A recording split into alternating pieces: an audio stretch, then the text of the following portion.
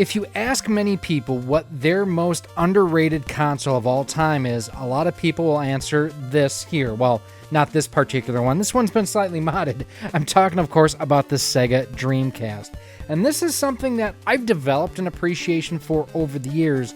And part of the reasons why I've been able to enjoy this more is thanks to the team over at Retrofighter. See, I don't like the stock Dreamcast controller. I never have. It reminds me a lot of ways of the Xbox Duke controller, and for me, just not something that I enjoyed. Let me know down in the comments, what do you think of the stock Dreamcast controller?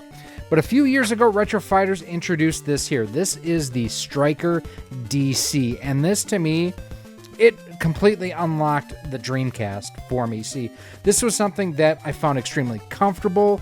You know, I didn't mind the button layout. Actually, I really like the layout on this as well. It reminds me a lot of, like, their Defender, the Brawler 64, basically their full line of controllers. This, to me, really opened the library of games on the Dreamcast for me. Now, one of the things that I have to admit I don't love about the StrikerDC is this thing here, this big, long cord. Well, Retro Fighters has just announced I can't call it a replacement, but a variant of this, and that is the wireless StrikerDC, which we're going to talk about here. So they've released a YouTube short talking about this, and I've got their full press release here. So we're going to give you guys kind of a blow-by-blow look at this and kind of share our thoughts. So let's get started. So here we have the stock Dreamcast controller, and to me, it just always felt really wide and chunky, but I know people love this design. I'm just not one of them. So let's let this play out a little bit more here. And you see here in just a snap, cut the cord. Now, and you can see here the shape slightly different than what we have here, and there are some things that this has that does not have.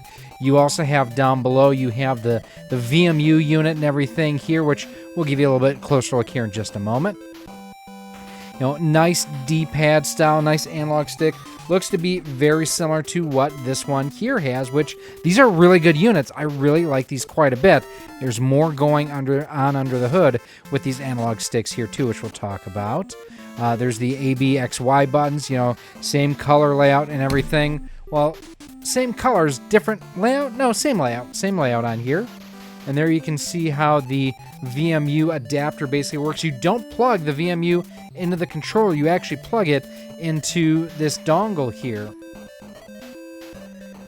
And, you know, two colors. We have the blue, and then you saw the white leading into this. You know, nice little LED on the top there, so you can see that's accessing data. You can still see the window and everything. So, I mean, overall, a basic, quick look at what this has to offer. But we're going to dive in a little bit deeper now. So here you can see the blue, and it kind of keeps that two-tone sort of gray and other color on the top here. So that's the blue and the gray. They did not announce a red version. I want a red version. Robert, if you're listening, give me a red version, please. Please. I love you. So, and then there it is, and the face of it. And, you know, a little bit different now that the VMU unit slot has been removed from the front. This reminds me a lot of the Defender, quite honestly. One thing, if you look at these parts in the grips, too, you can also see the counterweight motors in there for the rumble. It has built-in rumble, so you don't need the rumble pack to be built into here. And then there's another look at the VMU dongle, and then the pigtail that actually plugs into your Dreamcast itself. I almost called it a Saturn. No, it's a Dreamcast. And then there's just a top-down look where you've got the LED triangle kind of area there. You know, very similar to what they did here with the start or the pause button on this controller is kind of what it looks like they did here. And then the back of the, not sure if this is the blue or the white one. I don't know if that makes a difference because I think both of them pretty much look like this on the back, minus that cord, of course. Pretty smooth back. No back paddles or anything like that being offered on here. There's the front of the white one. Same as the blue, just white. Slightly angled version there too. And then another shot head on. I don't know why I threw a second one in there. That's my fault for throwing that in the deck. The white VMU holder. And then another view of the white VMU holder there as well. So let's let's kind of dissect this a little bit and what we have going on here. So first and foremost, the fact that it does have this VMU holder. The one thing I want to know, and I think Seaman may be the only game that utilized it, is if that will work across the room if you are playing with a microphone-enabled game. It'd be interesting to find out. I do like the blue and the fact that this does have rumble in it, where this did not. The wired version did not. So it opens up the fact that you only do need one VMU slot. The button layout and everything looks darn near identical to what we have here. Now, we do also have pressure-sensitive triggers on the back here, and on the wireless version, digital ones here as well. And I mentioned that there's something special about the analog sticks, and we're gonna go here and just give you a quick look at the analog stick there. Something special, this is a Hall effect sensor. What does that mean? So this is traditionally, these type of sticks normally use like a potentiometer or a set of gears, like in the case of the N64 controller. Over time, they can break, wear out, develop slop, just not a good time. With a Hall effect sensor like what this one here has, it is, solid state isn't the right way to describe it, but it's less prone to failures due to fatigue, wear and tear. It does still have a spring in there that may wear out over time, and you may get a little bit of slop that way, but it's one of those where you're not going to have breakages like on a Joy-Con type controller, so that is something very important there. And then, as I mentioned, these are pressure sensitive buttons here too, I believe, on the face. As far as the wireless technology that this uses, it is 2.4 gigahertz with about a 30-foot range. Pretty similar. I would not be surprised at all if it's a very similar type of setup as what they've used with the Defender, with the Brawler 64, and their other wireless versions on there. You can update the firmware as they do release more features. This will be available to you. Turbo functionality, which is a really cool feature on here too. They say comfortable and ergonomic design, and if it's anything like this, this was a game changer. I cannot... It sounds dumb, and it sounds like I'm blowing things out of proportion at how much I hated the Dreamcast controller. I literally did not buy the system because I hated the stock controller so much. And like I say, I know I'm an outlier. People out there love the stock Dreamcast controller. I just wasn't one of them. For me, yes, absolutely love this. To recharge the onboard battery, it does utilize USB-C, and you will get about a 10-hour battery life. So again, very similar to their other wireless controllers that they have out there. This is just a really neat concept, and I know a lot of people have been asking for this for quite some time.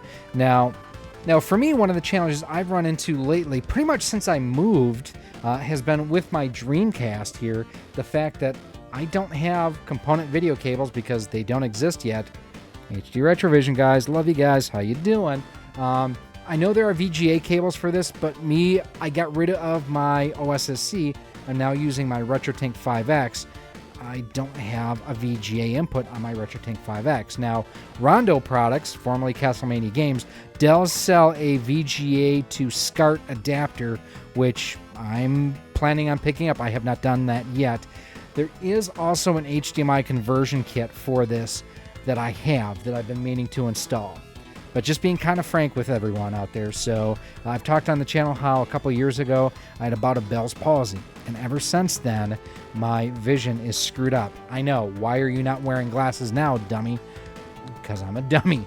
I don't know that I feel 100% comfortable modding this at this time. I've screwed up a couple of Pixel FX mods on my N64 just from a poor vision standpoint. I may still try to mod this. I don't know yet. We're gonna see what I end up doing with this. But it's one of those that between, if I could get that HDMI output on here, if I could get wireless, man, I would play this even more still. These are open for pre-order now, and I will have a link down below to the product page on Rondo Products where you can pre-order either the blue or the white one, and pre-orders are available from the time you are seeing this until September the 2nd, 2023, and they're looking to ship these in mid-November of 2023. Now, this is not something in the past I've done Kickstarters. This isn't a Kickstarter. This is a straight-up pre-order. Also, just putting my own somewhat conflict of interest out there as well. I have worked and done testing on previous generation Retro Fighters controllers.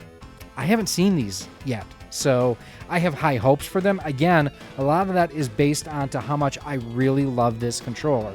But I will tell you, I have not tested this as of yet. I am so sold on the wired version. I have no hesitation to go ahead and put a pre-order in myself on the wireless version. I think these are going to be fantastic. Again, I'd like a red one, Robert. If we can get a red one, please, I'll give you a chef's kiss on that one. But this is something that I think is really going to be good for the Dreamcast community. And I think as well what we're running into is with a lot of retro gamers now, I've run into this recently, hardware-wise, not as many people buying hardware for the NES and the Super NES and the Genesis and the Master System. I think those who wanted those systems have those systems. I think this is kind of the next generation of systems that you're going to see a boom on. And I think the timing on this is actually pretty excellent on here. And right now for the pre-order price, I want to say they're $49.99. Yep, just verified $49.99 on the Rondo Products website. Very fair pricing for a wireless controller. These are all just my opinions, though, at first glance, looking at this, at what I think about it. What do you think? Is this something that you are interested in? Are you a fan of the Dreamcast? And are you looking for a wireless solution? If so, this may be exactly what you're looking for.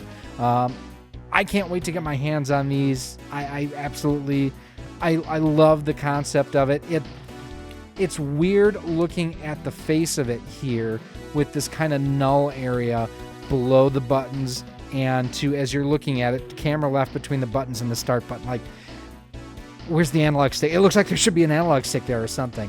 But this looks really, really good. I am really excited for it. Now, if you do want to check out some of the other videos that we've done on other Retro Fighters products, we have done a ton. I'll have them linked for you right over here. Go ahead, check them out. I think you will find something you'll absolutely love.